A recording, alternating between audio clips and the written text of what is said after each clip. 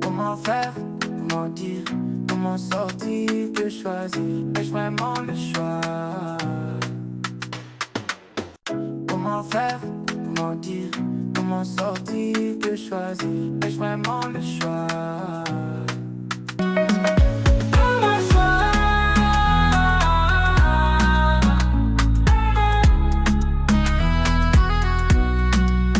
Comment sortir, que choisir, ai-je vraiment le choix? Le choix de Lorena. Tous les lundis et mercredis sur votre chaîne 6Flix. Non Lorena, tu n'es pas sérieuse. Je suis très sérieuse. Et pourquoi tu me disais il y a quelques instants que je t'avais manqué alors? C'est normal, je ne te voyais plus venir faire les livraisons et je me disais juste que ça fait longtemps qu'on ne t'a pas vu. Je dois te laisser.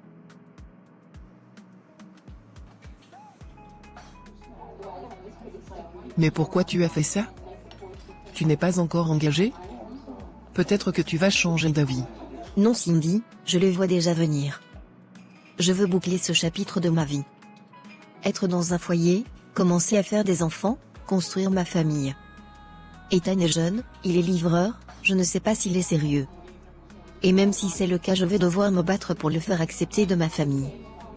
Je pense qu'il est temps que je me facilite la tâche. On a trop de soucis familiaux actuellement entre les problèmes de santé de mon père, nos problèmes financiers, mon frère qui a disparu, je ne veux pas en rajouter. De toutes les façons, la demande officielle ne va pas tarder, je sais qu'il essaye déjà de rencontrer ma famille. Bonjour Monsieur Otto.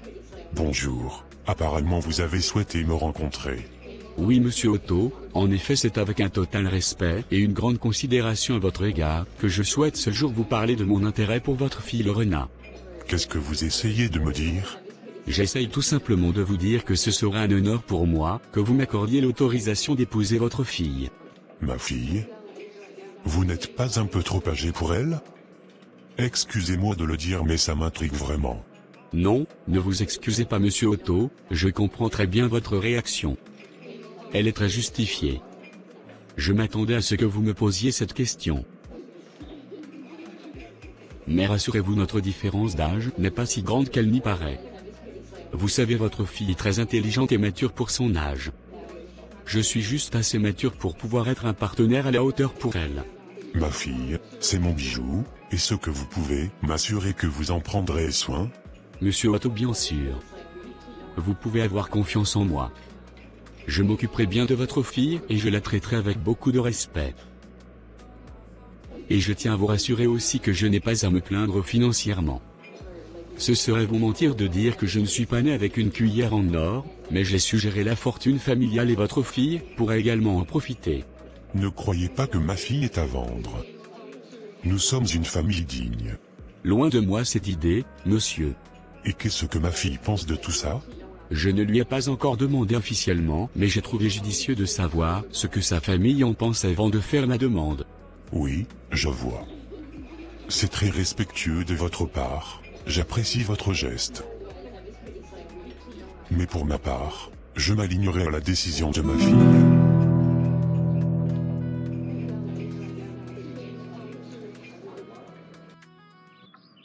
Mais pourquoi tu lui as dit ça?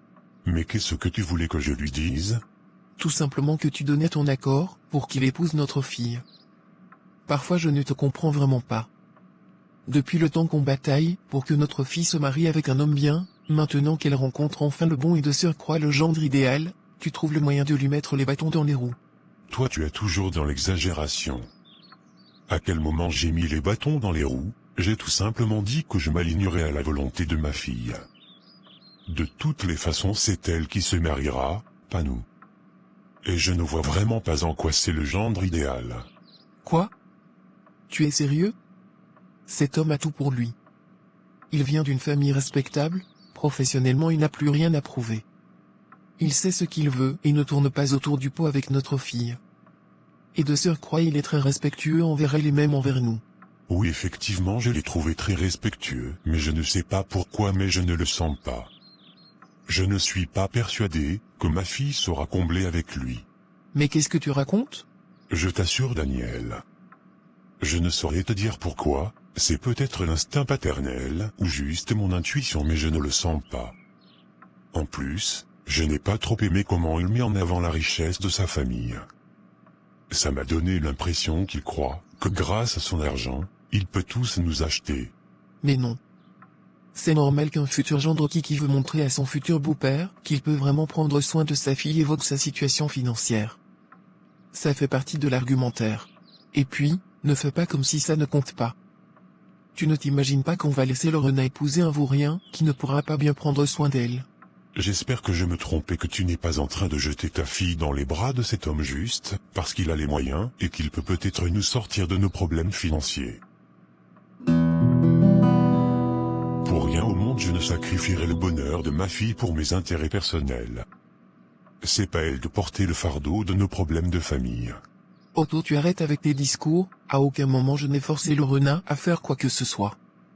Elle est très intelligente et je pense qu'elle a compris toute seule que c'est cet homme qu'il lui faut et non un homme sans avenir. Vraiment? Elle t'a dit ça comme ça? Et oui mon gars, je t'assure que je n'ai pas du tout vu ça venir. J'étais loin d'imaginer ça. Qu'elle me dise que ce n'est pas réciproque, ou qu'elle ne veut pas de moi tout court, ça aurait été dur à avaler, mais j'aurais fini par accepter, mais me dire qu'elle va bientôt épouser un autre, je suis tombé de 15 étages. J'imagine. Et pourtant, j'ai vraiment écouté ton conseil. J'ai pris la peine de bien réfléchir à nous deux, à ce qui me plaisait vraiment chez elle, à mes réelles motivations. Je me sens tellement mal. J'ai même pas eu le temps de lui exposer ma vision et mes projets, pour nous deux, et c'est arrivé. Tu lui as expliqué au moins pour le malentendu concernant ta profession? Je n'ai pas eu le temps et je pense que maintenant ce n'est plus nécessaire de lui expliquer quoi que ce soit. J'ai prié par rapport à tout ça. J'ai demandé à Dieu de me conduire vers la femme de ma destinée. J'ai même pris la peine de lui reparler de temps en temps. De lui poser des questions pour m'assurer qu'on est sur la même longueur d'onde. Et tout me semblait confirmer qu'il fallait vraiment que je lui parle. C'est très bizarre tout ça. Moi aussi je n'ai jamais eu vent du fait qu'elle était fiancée, je t'en aurais au moins informé. Tu sais qui c'est? Mike, je ne sais rien du tout, et je ne pense pas que j'ai envie de savoir qui c'est. Merci Lorena d'avoir accepté de venir. Mais tu ne m'as pas donné le choix. J'aurais préféré qu'on se voie au restaurant, mais tu as refusé catégoriquement. Oui, désolé, je n'avais pas envie de sortir de chez moi. Ah bon? Pourquoi? Pour rien. Lorena, dis-moi la vérité. C'est Mireille qui t'a envoyé ici? Qu'est-ce qu'elle t'a raconté? Dis-moi tout. Non Annabelle, elle ne m'a rien dit. Je sais que ta visite n'est pas anodine, à part les dîners de famille, on ne se voit presque plus depuis des années, et comme par hasard tu me recontactes cette semaine pour qu'on se parle. Tu as raison Annabelle, j'ai croisé Mireille à la supérette et elle voulait avoir de tes nouvelles. Elle m'a juste expliqué qu'elle aimerait rentrer en contact avec toi mais rien de plus. Excuse-moi si tu t'es senti piégé. Je vois. Elle va bien elle? Oui elle va bien. Juste qu'elle est triste de ne plus pouvoir te parler et aimerait savoir ce qui se passe. Lorena, je préfère que tu restes en dehors de tout ça. Je respecte ta décision. Mais promets-moi juste que vous allez au moins vous expliquer. Je vais y penser. Alors maintenant que tu es là, explique-moi quoi de neuf? Tout va bien. Tu nous manques à l'église. Mais on comprend tu dois être tellement en déplacement professionnel que c'est impossible de faire les cultes avec nous. Pas vraiment, je ne travaille plus en ce moment. Ah bon? Tu as toujours été carriériste. Ça m'étonne que tu aies arrêté de travailler. Tu es dans une autre église désormais? Non Lorena, cette église c'est comme ma maison, on a tous grandi là-bas. C'est là que j'ai vraiment découvert Christ et que j'ai commencé à le servir. Mais si tu ne travailles plus, et que donc tu ne voyages plus, pourquoi on ne te voyait plus à l'église ces dernières années? Ça m'étonne parce que tu étais tellement impliqué dans l'œuvre de Dieu avant de te marier. Je te considérais même comme un modèle en la matière à l'époque. Qu'est-ce qui s'est passé? Lorena, c'est compliqué à expliquer.